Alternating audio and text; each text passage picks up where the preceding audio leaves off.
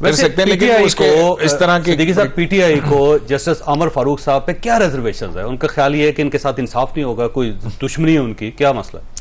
उनको हर उस जज से रिजर्वेशन है जिससे वो समझते हैं कि हाँ हमारा केस जो है उस पे या मेरिट पे फैसला हो जाएगा, या मेरिट के ऊपर फैसला हो जाएगा। तो अब ये जो आप देख लें, वो जज दिलावर हो तो नीचे जज दिलावर पे एतराज है, ऊपर अपील आती है तो उनके ऊपर एतराज है। अब जो है वो अगर मामला सुप्रीम कोर्ट के अंदर किसी और बेंच के अंदर चला जाता है, अव्वल तो जाता ही नहीं है उनका मामला किसी और बेंच में, और जिस बेंच में जाता है उस पर उनको कोई एतराज नहीं होता, क्योंकि वहां से वो 9 मई हो,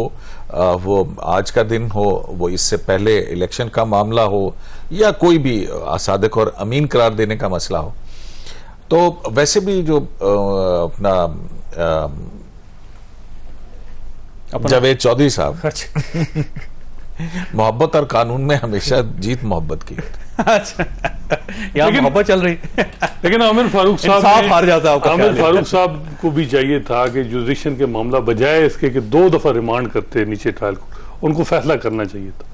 उन्होंने भी डिले हो रहा है ना उनकी, और ये जो अपील है, और अभी भी देखें, और 3 साल सजा होती है, अमूमन तीसरे चौथे दिन सस्पेंड हो जाती है। कपिल सफदर की 2 महीने और 12 दिन गुजरे थे, मेरे 17 दिन गुजरे थे, उसके बाद 1 साल की सजा थी। तो बात यह है कि यहाँ पर भी माजरत के साथ चौधरी साहब, मतलब जो हम कहते हैं ना आइन की कानून की, बैठकर टीवी पर वकला भी तमाम बात करते हैं,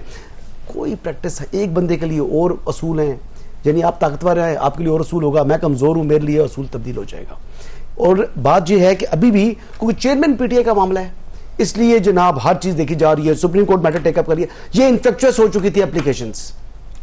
जो केस आज बंदियाल साहब ने लगाया है 3 मेंबर बेंच के सामने, ये इन्फेक्चुअस है, गैर मौसर है, क्योंकि ऑलरेडी जो हाई कोर्ट का फैसला है उसके ऊपर इंप्लीमेंट हुआ, और उस फैसले के बाद जो ऑर्डर आया ट्रायल कोर्ट का, उसके खिलाफ अपील में ही खुद चेयरमैन पीटीआई हाई कोर्ट में आए हुए हैं। अब ये केस तो गैर मौसर है, जो गैर मौसर आम आदमी की एप्लीकेशन आती है उसको कहते हैं जी गैर मौसर है, बस ठीक है जी खत्म हो गया। लेकिन यहां पर चेयरमैन पीटीआई का मामला है, तो जी ठीक है, हमने टेकअप भी किया, 2 घंटे समाअत भी की, और कल के लिए एडजर्न किया, या कहते 2 हफ्ते के लिए एडजर्न कर देते ना। अच्छा, यहाँ पे ना जस्टिस जमाल मंदुखेल साहब के बारे में सबका ख्याल यह है कि इनका व्यू मुख्तलिफ होता है, लेकिन आज की जो हेयरिंग वैसे महसूस होता है जैसे चीफ जस्टिस ऑफ पाकिस्तान से वो एग्री कर रहे हैं, तो ये एक डेवलपमेंट नहीं है सुप्रीम कोर्ट ऑफ पाकिस्तान के? देखिए, अभी तक तो रिमार्क्स को आप ये नहीं कह सकते कि वो 100% एग्री कर रहे हैं। उन्होंने बाकी जो हेस्ट वाली बात है, जैसे हस्ताद भी कह रहे हैं कि थोड़ी सी उजलत में जो हमारे दिलावर साहब थे उन्होंने किया है, लेकिन जब एक जो देखिए जमाल खान मंदुखेल साहब ने ये चीज नहीं देखी कि खड़े होकर वकला चेयरमैन पीटीआई के गालियां निकाल रहे हैं, जब जिस जज को गाली निकली हुई हो,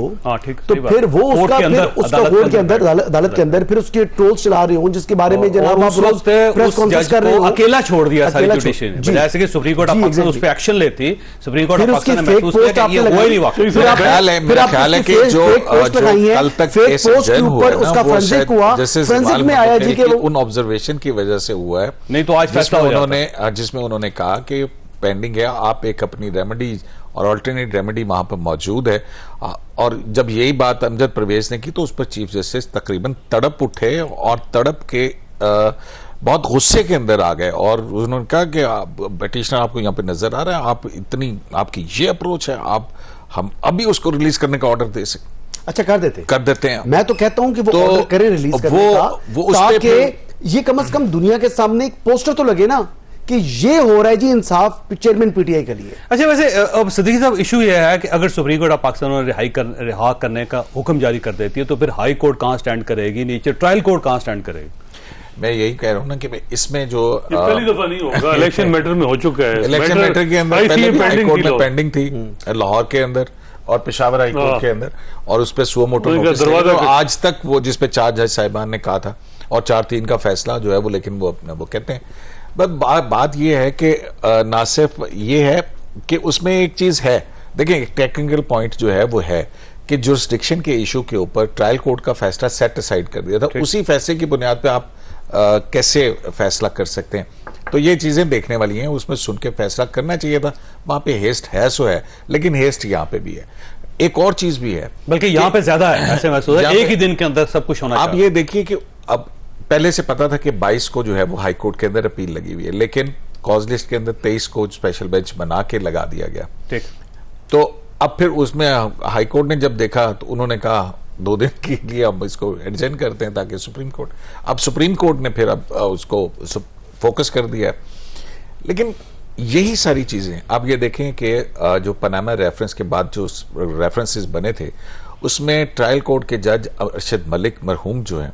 उनके कन्फेशन सामने आ चुके हैं कि उन्होंने दबाव में फैसले दिए थे, उन्होंने जो भी था वो जज बरतरफ हो गया है, लेकिन उसका फैसला बरकरार है। मतलब ये नाइंसाफी आपको नजर क्यों नहीं आ रही है? इमरान खान साहब को रिलीफ मिलना चाहिए, अगर उनका रिलीफ बनता है तो बिल्कुल बनता है, लेकिन ये सिलेक्टिव इंसाफ जब होगा तो फिर सही दुरुस्त तरीका भी जो है वो in the I of public जो है वो फिर उसके ऊपर उंगलियां और सवालात होते हैं। ठीक है। अच्छा मलिक साहब ये फरमाइएगा, ये जो एक तासुर है कि chief justice of Pakistan Imran Khan साहब से बहुत मोहब्बत रखते हैं और हमेशा उनको सपोर्ट करने की कोशिश करते हैं, किस हद तक दुरुस्त है? और क्या जब इनकी रिटायरमेंट होगी तो उसके बाद जो नई कोर्ट होगी, जो उनके फैसले होंगे, क्या इन फैसलों से बिल्कुल मुख्तलिफ होंगे और कल ये कहा जाएगा कि अब जो अदालत है वो इमरान खान साहब से नफरत करती? देखिए, चीफ जस्टिस उमर अता बंदयाल